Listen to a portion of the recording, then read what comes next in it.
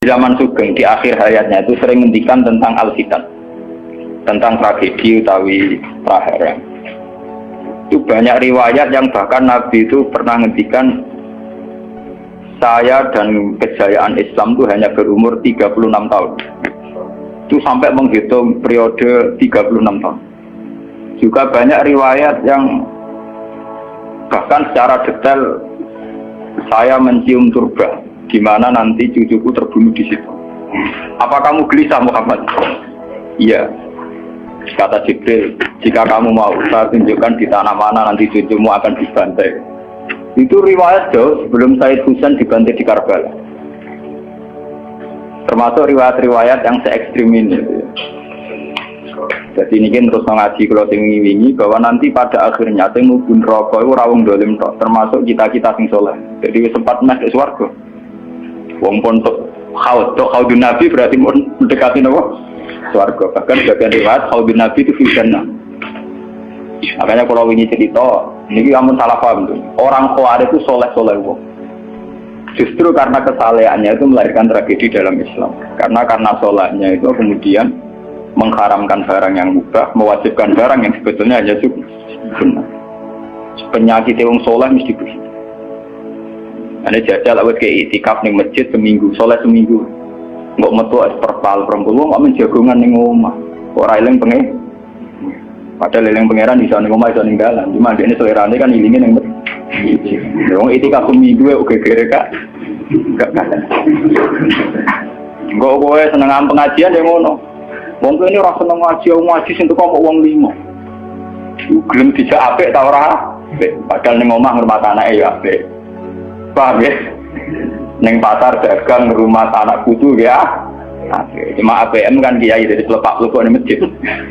Tapi gara-gara pelepak-pelepok di masjid seminggu kira-kira tengah. Terus menfonis orang lain. Wah ada. Jadi sebentuk kesalehan itu pasti melahirkan tragedi. Itu tadi, kamu iktikaf di masjid seminggu saja, kamu akan janggal sama orang-orang yang berkeliaran di jalan-jalan. Hanya kamu anggap tidak sebaik kamu. Apa niat Tuhan kalau di jalan-jalan terus? Kamu nyai di satu daerah yang ngaji 10, 20. Nanti kamu kecewa. Orang sini gak seneng ngaji, gak seneng kebenaran, gak seneng kebaikan. Padahal orang yang di rumah mungkin ngerawat anaknya juga ibadah. Gitu ya? Ngerawat keluarganya juga ibadah. Hanya karena dia tidak ngaji sama kamu anggap tidak ibadah. Padahal di rumah juga ibadah dia. Nah ini orang Khawarij dengan background kayak itu paling mudah begitu. Sehingga orang-orang ini nanti ketika sudah sampai ke surga, kemudian ketemu Nabi, kata Nabi mau disampaikan ke Haudun Nabi. Dia mau sampai ke telaga Nabi. Tapi pas mau sampai ke telaga, terus Nabi diingatkan oleh Allah, Mas, mereka tidak layak masuk surga. Innahum qad ahdatsu ba'dak. Mereka bikin bid'ah setelah kamu. Tapi itu umatku ya Allah, saya kenal mereka kenal saya. Ya, tapi sukon itu harus dijauhkan dari surga. Dan ini kalau cerita, kenapa kesalehan melahirkan tragedi? Ini kalau cerita. Dalam semua sejarah dunia, selalu tragedi itu dimulai dari kesalehan. Ya, mun bener sing terlambat ben sampean ngaji ya. Semua tragedi dunia itu dimulai dari kesalehan. Paling enggak klaim kesalehan. Ya, paling gak klaim nama kesalehan. Karena semua bentuk kesalehan atas nama agama tentu langsung dikaitkan dengan Allah, bertautan dengan hukum Allah. Kalau sudah kamu yakin itu hukum Allah, tentu kamu dengan mudah akan menghukumi kafir siapa saja yang menentang, karena kamu anggap melecehkan hukum Allah. Akhir dari itu tentu kamu akan tahlil dam. Nak ngono wong iku halal darah. Ini rungokno tenan. Karena setiap pelanggaran atas nama agama tentu dianggap melanggar hukum Allah. Sehingga orang yang klaim demikian kan mudah mengkafirkan orang lain karena dianggap wani pengerah. Paham ya? Nah, kalau sudah menvonis orang lain berani Tuhan, tentu darahnya dihalalkan. Kayak kasus kaum Khawarij. Sebetulnya saat Ali Muawiyah itu melakukan konflik atau terjadi konflik, saling bunuh, saling perang, kelompoknya Ali Muawiyah saling serang, itu kan tragedi duniawi biasa. Dalam hidup pasti ada gejolak, ada demonstrasi, ya, ada perebutan kekuasaan. Sebetulnya itu kan fenomena sosial biasa. Misalnya kiai drengki-drengkinan, masa kiai drengkinan bakul bakso kan gak? Bakul bakso drengki-drengkinannya gak bakul. Orang malah bakul es rukun. Tidak bisa kamu logika panas musuhnya adem, bakul bakso jejer bakul es rukun. Mereka bar mangan bakso tuku. Tapi bakul es pada adem itu kah? Bukan. Mereka saingan, itu menunjukkan anak saingan tak jenis. Mulane kaya aku rada aman. Mergo sing nyaingi aku kudu alime sekali beraku aman. Paling wong saiki ade aku adir wis lomba. Padha kelas-kelas ringan kan musuhe nggih kelas. Ora nek nak ngalim tulisan kaliber. Dadi rapati di musuh. Ada ngalime kaliber terus fasilitas biasa. Wong rapati nyucu, wong rapati hormati, wong ape drengki apaan? Ngobrol yo mak turu temangsang ning kos drengki apa?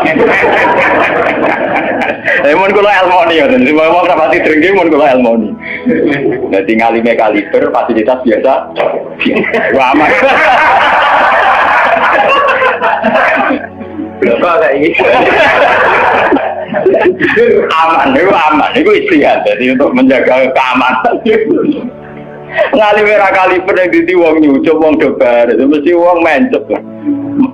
Alim sepi, kok wong dobar gegere gagaruan. Niku termasuk strategi ngadepi napa prahara. Artinya sakit di ilmu sebenarnya secara ijtihad itu bisa napa? Bisa jadi. Lalu kulon biasa lama-lama teng kulon mriko ngumbal anak kulon. Enggak, nggih biasa ana mobil direngkes monggo bareng kula. Kak, lagi benefit. Kula betul mobil, nah ono omah muter berang-birang. Nah itu memang gitu ya, karena kita trauma dengan sejarah. Ketika Khawarij meyakini Ali melahirkan sulmatan fiddin, melahirkan pencitraan agama. Salmatan fiddin, atau sulmatan fiddin itu pencitraan agama. Muawiyah juga dituduh demikian, salmatan fiddin. Akhirnya orang Khawarij lewat kelompoknya itu ada sekelompok orang yang ditugasi membunuh Ali, ditugasi membunuh Muawiyah, dan ditugasi membunuh Amr bin As di Mesir. Semua tokoh-tokoh besar Islam itu melahirkan tragedi Islam, harus dibunuh semua. Itu yang keputusan gitu tuh lewat kesalehan. Mereka orang-orang soleh, orang-orang khusyuk, senang iktikaf, senang zikir. Dia punya keputusan sing lahirno tragedi dalam Islam.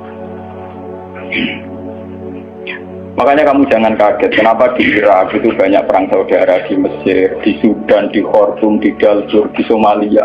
Itu kalau sudah perang berani mati, karena mereka mengatasnamakan agama. Nah, kalau agama berarti merasa dia punya titah Allah, titah Tuhan. Sehingga kelompok lain ya orang Sunni bantai Syiah, Ahmad Sunni itu biasa. Makanya kita disyukur, kalau bolak-balik kita harus syukur sebagai bangsa Indonesia. Bangsa Indonesia di filosofi berdoluri, soalnya bergeremeng-geremeng ngelas yang berduri, orang terus ini itu syukur jadi wong Jawa. Cari rasa cocok, mau berudal, misalnya rasa-rasaran kiai beda partai yang mau berudal, bagus sekali. Karena ada sampai pembunuhan. Paling banter sing dikisi pelatihan ngirim tarmihim. Ayo tak pikir ramalan gini, tak pikir kode ramalan tindak, tak pikir. Ya paling misalnya mati dikisi yang ngeluh sidik-sidik. Orang yang mati. Paham? Semenjak itu tragedi itu tidak dimulai dibunuh non-Muslim, tapi dibunuh orang Islam. Semenjak peristiwa Ali Muawiyah. Dulu Umar itu matinya masih keren. Umar itu dibunuh oleh seorang Yahudi, Abu Lulu, seorang Majusi, Abu Lulu al-Majusi. Era Utsman banyak riwayat mengatakan yang membunuh itu banyak yang tidak Islam. Tapi era Ali, Muawiyah sampai Said Husain itu yang membunuh orang Islam semua. Bahkan sulahahum, orang-orang yang kategorinya so.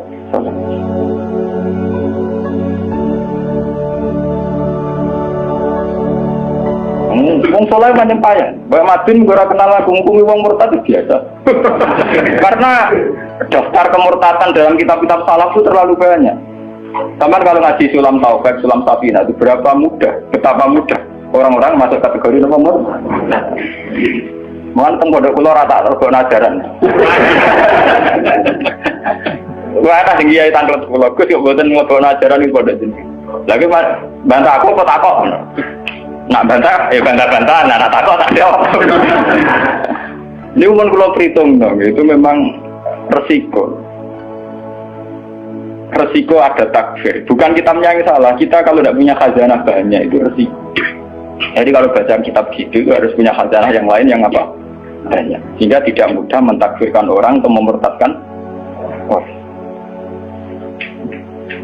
Semenjak Ali Muawiyah tragedi karena kelompok-kelompok soleh itu menvonis Ali itu murtad atau Muawiyah itu murtad, kemudian diteruskan kalau gitu halal darahnya, akhirnya dibunuh. Ali ya dibunuh, Muawiyah ya seringkali mengalami percobaan dibunuh.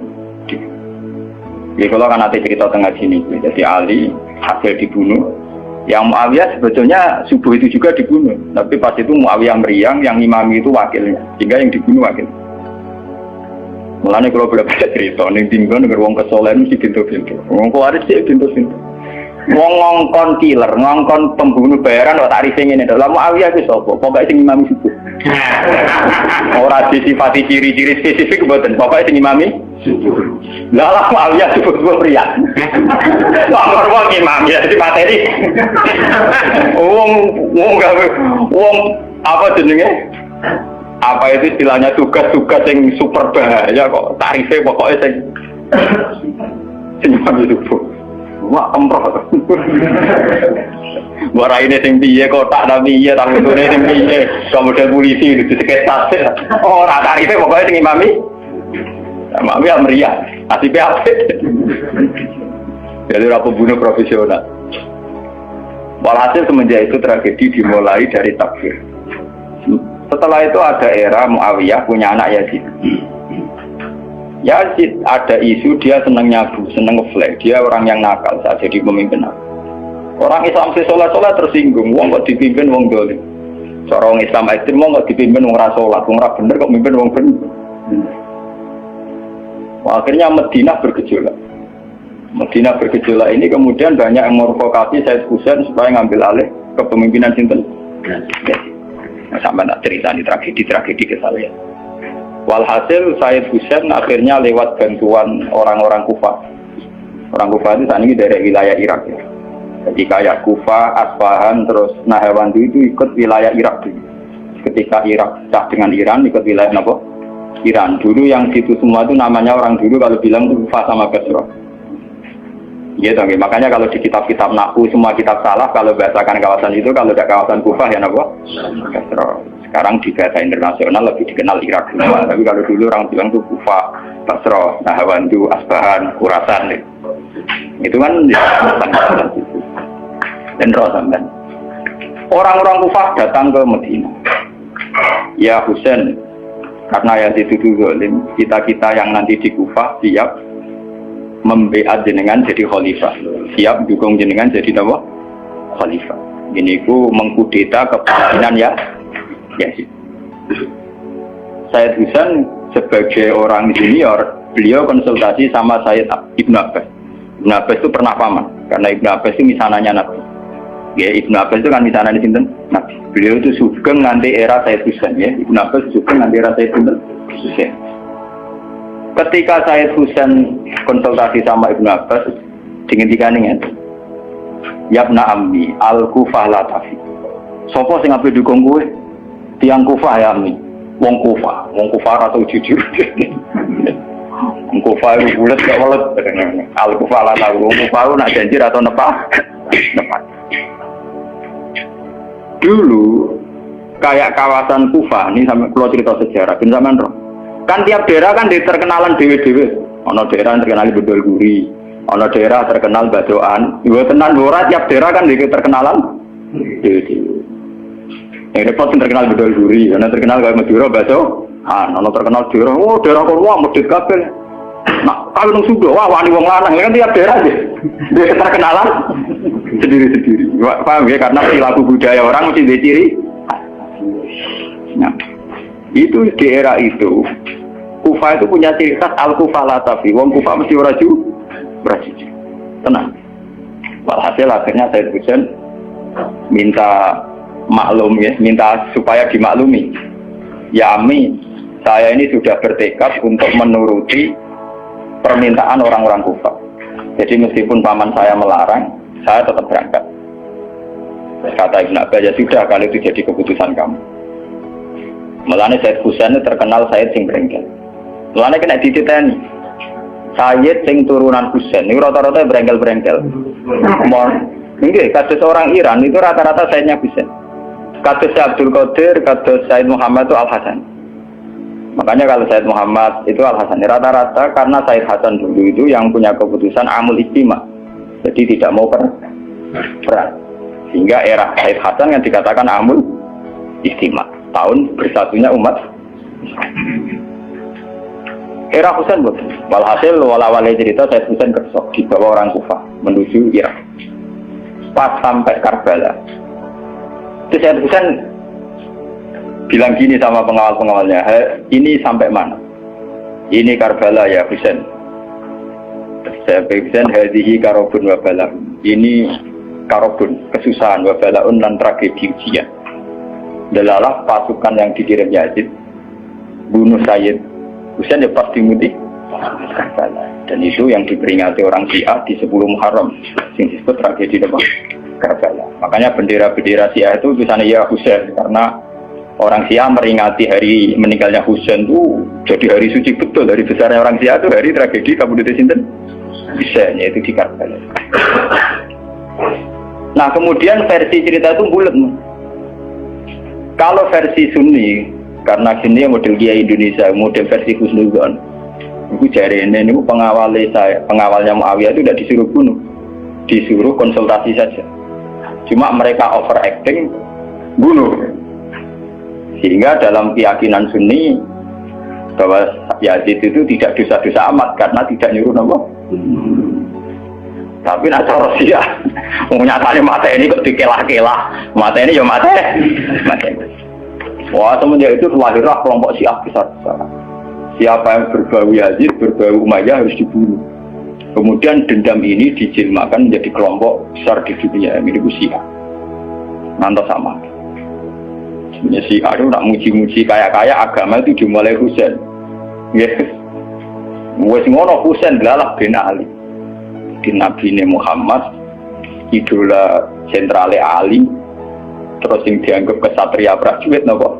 Husain. Sehingga agama versi Syiah itu ya 3 itu, Muhammad, Husain, Ali. Karena referensi agama Syiah itu hanya ini, Ali zaman sugengnya Nabi ya terkenal pahlawan perang, terkenal kesatria perang. Husain ya kesatria perang. Sehingga orang Syiah tidak punya rujukan kecuali sejarah kesatriaan.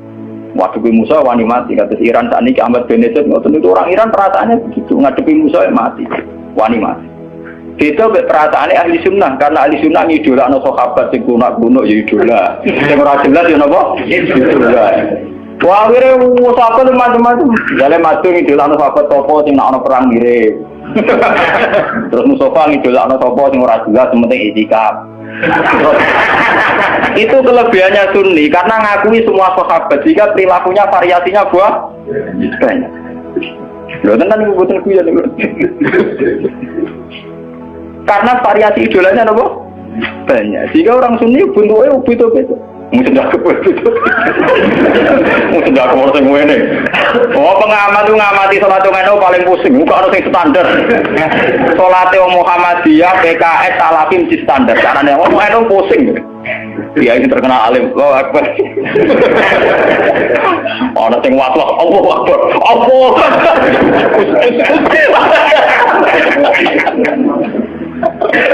Oh, sedekah kok ora sing ngene, ora sing ngene, ora sing santai. Ana sing labine ngancing nono selik. Karena orang Sunni terlalu banyak tokoh idola, karena keyakinan Sunni semua sahabat itu layak diikuti. Iku mbok barokah laknat kowe keyakinan wong Sunni iku semua sahabat layak napa? Sahabat macam-macam, akhirnya wong Sunni macam-macam. Itu beda dengan Syiah. Sentral sejarahnya di Husain. Husain sebagai martel perang atau kesatria perang. Ali terkenal Al-Qarrar, orang yang reputasinya juga tentang nama. Jika dalam terminologi Syiah itu tidak ada istilah bil hikmati wal mau'izatil hasanah, sing sabar ngadepi Musa sing santun ora mahal tuh, tak Jawa niku. Paham ya? Benar ngerti kenapa sih acara berpikir demi nak Sunni mboten. Mau kiai iku dhisik ning daerah Abangan. Mujite sik letong ora males. Malah donga. Pokoknya cerita seputar rawani tok. Seputar sabar, seputar kawan. Jarang kok Kiai Sundi wani jotosan. Jadi sejarah dengan sabar. Sehingga dalam tradisi Sunni itu tidak ada revolusi sampai sekarang. Beda dengan di Syiah. Libanon pengikut Syiah, Syria ya Syiah, Iran juga Syiah. Meskipun Syiah sendiri punya variasi, kayak Syiah Imamiyah, Syiah Ismailiyah, Zaidiyah dan sebagainya. Tapi trennya sama, tetap menjadikan Said Hussein sebagai sentral. Emang ada nonton TV kan nonton benderanya Syiah tulisannya apa? Ya apa? Ya Hussein. Nah sama idola kan buatan Hussein. Idola Hasan, Said Hasan itu rasa seneng perang, tapi semua ya kok. Jadi ya kayak itu perang barang. Dermawan titik, nopo poli. Ya, jadi sejarah berulang. Ya apa-apa, memang perang repot. Mau yang mirip perang. Lu cerita.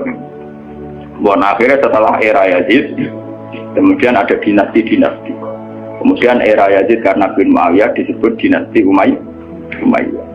Orang-orang penggemar Husain karena Husain itu mimpi Rasul melahirkan dinasti.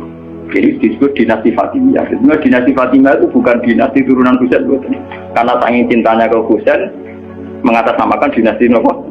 Fatimiyah. Ada perang. Hasil wala-wali zaman nanti dinasti Fatimiyah itu kuasa. Ketika kuasa sempat bikin Al-Azhar. Jadi Al-Azhar dulu itu barokahnya dinasti Fatimiyah.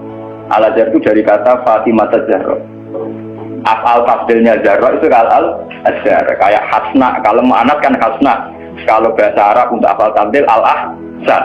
Jadi kalau Zahra berarti menjadi Azhar. Itu karena bahasa saja kayak Hasna mu'anats, kalau Ahsan untuk af'al tafdilnya. Jadi kalau Zahra jadi apa? Azhar. Jadi kata Fatimah Zahra. Ya sudah begitu. Artinya semenjak tragedi Ali Muawiyah itu kemudian orang Islam itu sudah perang terus sama Islam terus. Ya dinasti Umayyah, digusur Abbasiyah, Fatimiyah terus begitu. Sampai terakhir di Seljuk kayak zaman era Bauddin Leng, Timur Leng dan sebagainya. Kemudian agak bersatu saat terjadi perang salib, yaitu disatukan oleh kepentingan melawan Pangeran Philip dari Prancis dulu saat menyerang Baitul Maqdis. Itu ada perang salib satu yang dipimpin Salahuddin Alayhi. Itu mendingan karena ada musuh.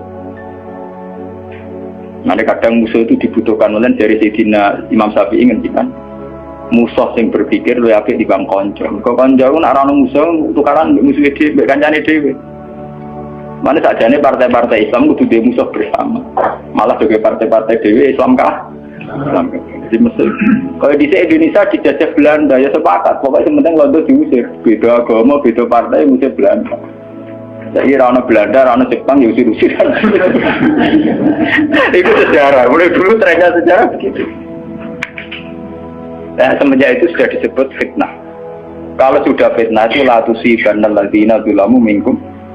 Yang kena tidak yang salah saja, yang soleh juga kan kena. Kalau fitnah itu sudah kena, sudah jatuh, pasti yang kena semua. Yang soleh juga ikut.